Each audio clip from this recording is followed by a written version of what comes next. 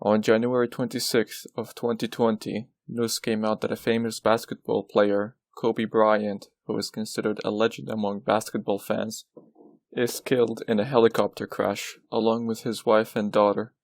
They claimed that the helicopter had crashed because the pilot became disoriented in the fog. However, the pilot has 20 years of flying experience and was qualified for flying in foggy conditions. And according to the investigators, the helicopter did not have a black box or a flight data recorder, which is bizarre considering the helicopter is owned by Kobe Bryant and piloted by a professional that would most definitely have had a flight data recorder installed for Kobe, or at least advised Kobe to have one installed. Nonetheless, there are many holes and lies in the story of his death that point towards a murder or a ritualistic sacrifice, and to this day, the investigation around Kobe Bryant's death is open. First, the helicopter did not crash into the side of some mountain due to poor visibility, but instead it crashed straight down, which makes absolutely no sense unless the helicopter had a malfunction. But investigators ruled that possibility out.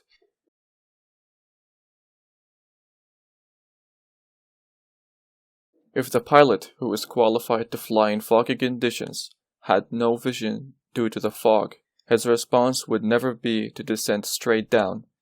The aftermath of the helicopter crash aired on the news. Let's watch some of these clips.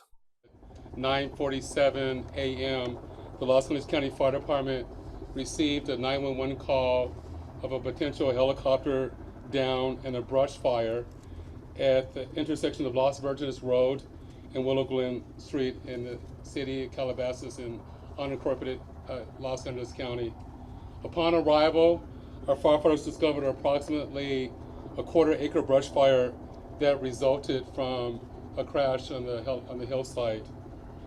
Our firefighters hiked in to the accident site with their medical equipment and hose lines to extinguish the stubborn fire. In addition to our firefighters hiking into the incident, we had one helicopter flying to the incident with firefighter paramedics on board.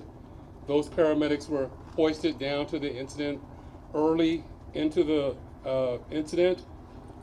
They did a search of the area for survivors. Unfortunately, all the survivors on board were determined to have been perished. All the survivors on board were determined to have been perished. Firefighters and hand crews worked to extinguish the fire while carefully preserving the incident for investigation. Currently, the investigation is still ongoing. I would like to turn this over to my sheriff to continue the press briefing. Personnel from Los Angeles Sheriff's Station responded to the scene of the crash site.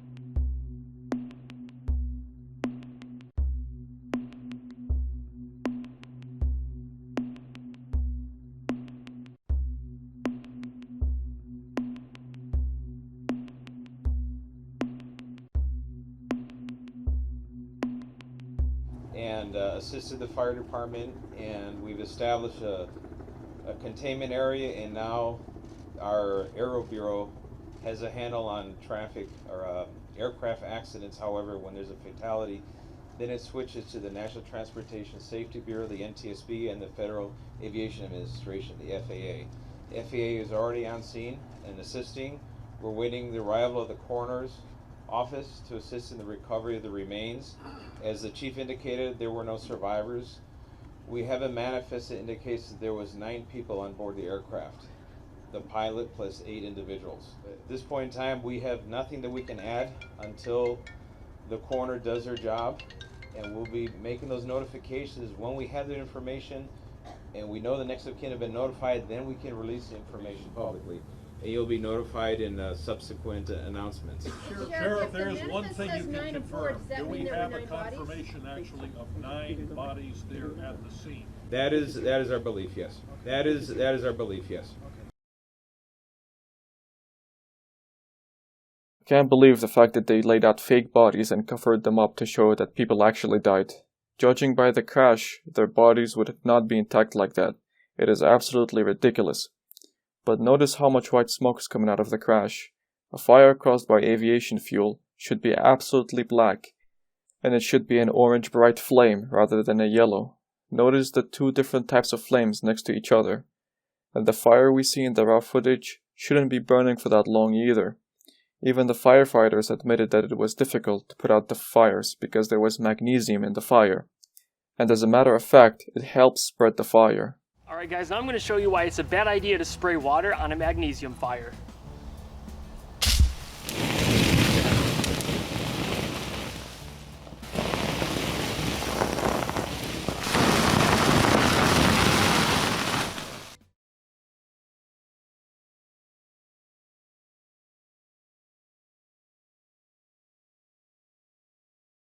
After looking into aviation fuel, we find that magnesium is not in the chemical composition, and upon closer look of the helicopter parts, only the transmission case is made out of magnesium alloy, and even by some very small chance the whole transmission case was incinerated by the aviation fuel, it would not be enough to cause such big fire and white smoke or cause that much great damage to the rest of the parts. Moving forward, we find that magnesium is present in thermite, and thermite is known for being very difficult in snuffing out. And not to forget, magnesium on its own is a very good agent for starting big fires. The use of thermite is evident upon a closer look into the crash. We can see that parts of the helicopter has been eaten away and a great deal of white residue is everywhere, indicating the use of thermite and the melting of the helicopter's windshields. Let's watch some live thermite reactions to various surfaces for comparison. The engine block is the densest part of a car. It's basically a huge lump of metal, and well, it's very hard to melt. Lucky then, the Brainiacs have plenty of thermite, specially packed into the slow-release mechanism of a garden flower pot.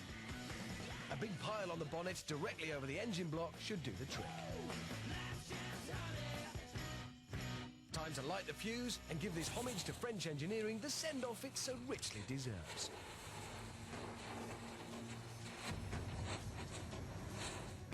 The irreversible thermite reaction begins.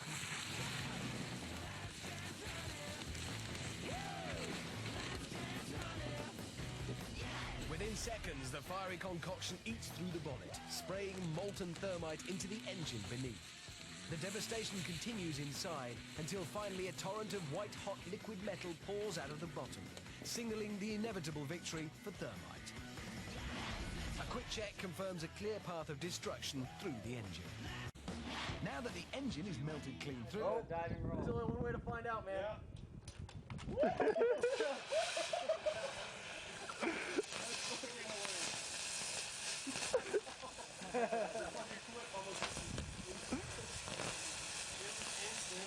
Look directly at it? No. Fucking bird. My eyes. It's alright, I got sunglasses. I'm looking into the camera. It blocks from the UV. I got sunglasses on. Yeah. These are UV protection. There it goes. Oh, that's pretty badass. Oh. And it's done. Boo. As we saw, thermite has the ability to eat away at metallic structures such as aluminum alloy and steel. And we also observed a lot of white residue similar to that of the fake helicopter crash of Kobe Bryant. And upon further cross-examination of multiple helicopter crash sites, the helicopter crash site of Kobe Bryant's death stands out the most in being the most obliterated site to the point of no recognition. Without the tail rotor, you wouldn't be able to tell that it's a helicopter crash. And if you had been looking at this picture without context of this woman on the helicopter crash, a helicopter crash site would just be a wild guess, But what is not a wild guess is the fact that this woman is wearing a respirator mask on the helicopter crash site.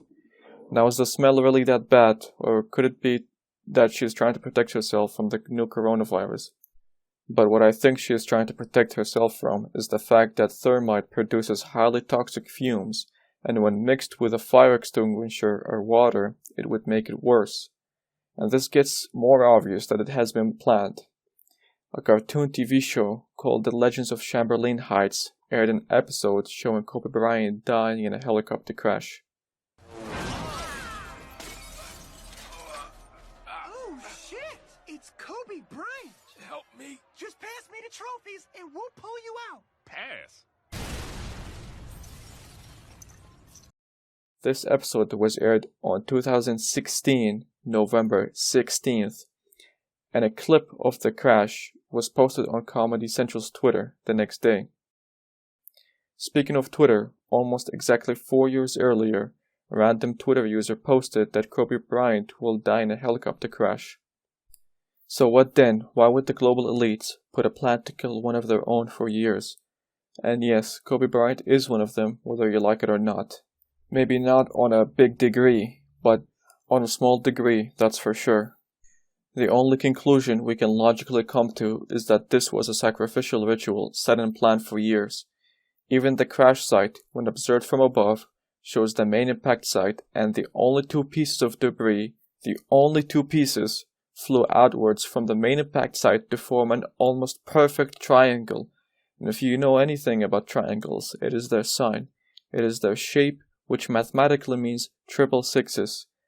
And one of the ways they communicate between each other is a system of reducing letters to numbers called gematria. So when we take a look at the full reduction of Kobe Bryant's name, it is 41, and that's the age he died on. And if we compare his name to the word apocalypse, it is an exact match on all methods of reduction. And the episode in which they showed Kobe Bryant dying in a helicopter crash is called End of Days, and the episode is about surviving the apocalypse. And if that's not enough to convince you, for over a month, if you went on Google to translate COVID to the Hebrew language and reverted them back, it would come back as Kobe. However, Google has removed it now after much attention to it. And to put the nail in the coffin, the cemetery he was buried at is called Corona del Mar, meaning sea crown.